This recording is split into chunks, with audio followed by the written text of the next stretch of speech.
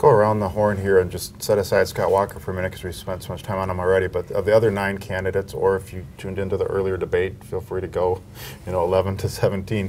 Who was the biggest winner in your mind, or did the most to advance their candidacy, and who struggled the most? There were a few. In the happy hour debate, it seemed like a lot of them struggled, except for really Carly Fiorina came out shining out of that one, and that seemed to be, I don't know that I would call her like the winner of that debate, but she certainly seemed to fare very well, get a lot of attention, get a lot of praise. In the main debate, Walker didn't screw up. He didn't he didn't make a terrible impression, but he was kind of a non-presence. Yeah. And I thought Kasich really came off as very very impressive. I thought Marco Rubio exceeded my expectations. He wasn't guzzling water. He didn't look like he was under stress. He had some really good comments. I ended up walking away thinking, I like Kasich. He's a good guy, and I liked him. And with Rubio, I was impressed with how he did.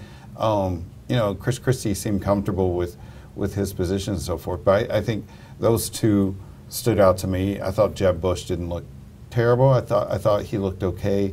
I liked his answer on whether he's like or dislike his brother and his father, but he stumbled pretty badly, I think, on his closing statement. Yeah, Patrick, what was your sense of who did sort of help themselves the most and help themselves the least?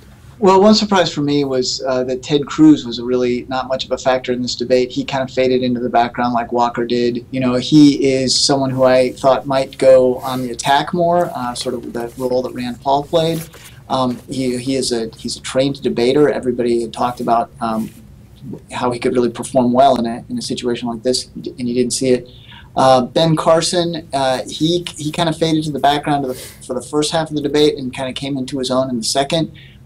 You saw all the Twitter followers he got. I think he really resonates with a lot of people in the base.